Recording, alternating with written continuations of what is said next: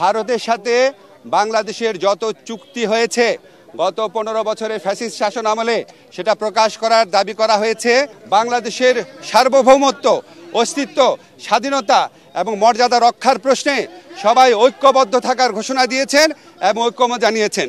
ওনারা এই সমস্ত আমাদের এই সভাতে যেই সমস্ত বিষয়ে ঐক্যমত প্রতিষ্ঠিত হয়েছে আমি একটু পড়ে শোনাচ্ছি আপনাদের।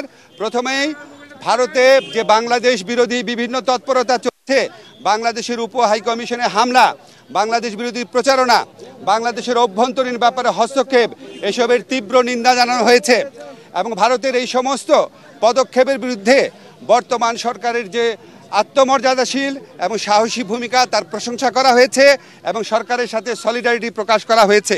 তবে একই সাথে ভারতের এই সমস্ত প্রচারণার বিরুদ্ধে সরকারকে আরও শক্তিশালীভাবে, আরও বেগবানভাবে এটাকে অ্যাড্রেস করার কথা বলা হয়েছে এবং এই জন্য প্রয়োজনীয় যে প্রবাসী যে আমাদের বন্ধুরা রয়েছেন, অন্য রাষ্ট্র রয়েছেন, বন্ধু রাষ্ট্র, তাদের সহযোগিতা, প্রবাসীদের সহযোগিতা, আন্তর্জাতিক সংবাদ সংস্থার যে সাংবাদিকরা রয়েছেন তাদেরকে এই দেশে ডেকে নিয়ে আসা, এই ধরনের নানান পরামর্শ দেওয়া হয়েছে এবং আমাদের কমিউনিকেশন স্কিল এবং ইন্টারন্যাশনাল লিগাল স্কিল বাড়ানোর পরামর্শ দেওয়া হয়েছে।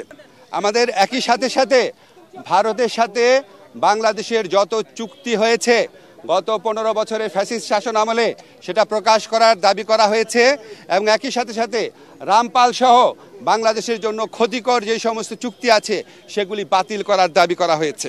বাংলাদেশের প্রতি ভারতের যে অর্থনৈতিক নিপীড়ন, যে সাংস্কৃতিক আধিপত্য প্রচেষ্টার চেষ্টা, অভ্যন্তরীণ ব্যাপারে নাক গলানোর চেষ্টা, সেটার নিন্দা জানানো হয়েছে এবং ভারতকে বাংলাদেশের প্রতি মর্যাদাশীল আচরণ করার, সৎ প্রতিবেশী সুলভ আচরণ করার আহ্বান জানানো হয়েছে। আচ্ছা, আমাদের এই পরিস্থিতি মোকাবেলায় ভারত বাংলাদেশ বিরোধী যে বিভিন্ন প্রচারণা চালাচ্ছে, এই পরিস্থিতি মোকাবেলায় সকল সম্প্রদায়ের মানুষের ভূমিকার প্রশংসা করা হয়েছে এবং সাম্প্রদায়িক সম্প্রীতি যে কোনো উস্কানির মুখে অটুট রাখার প্রত্যয় ব্যক্ত করা হয়েছে।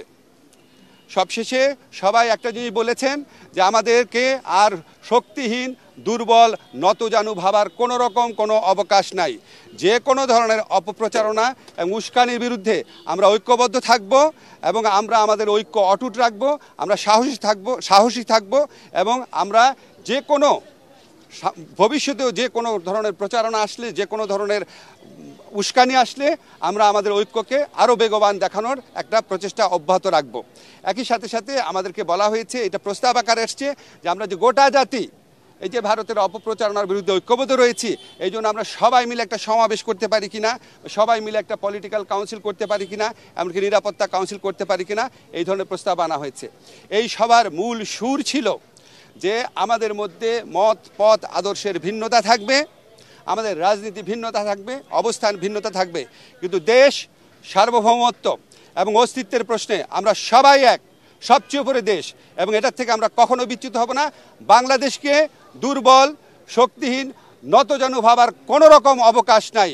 এটা এই জাতীয় ঐক্যমতে, এটা একটা জাতীয় সমাবেশের মধ্যে দিয়ে, সকল রাজনৈতিক সমাবেশের মধ্যে দিয়ে এই বার্তা প্রকাশ করতে, এই বার্তা জানিয়ে দিতে বলা হয়েছে।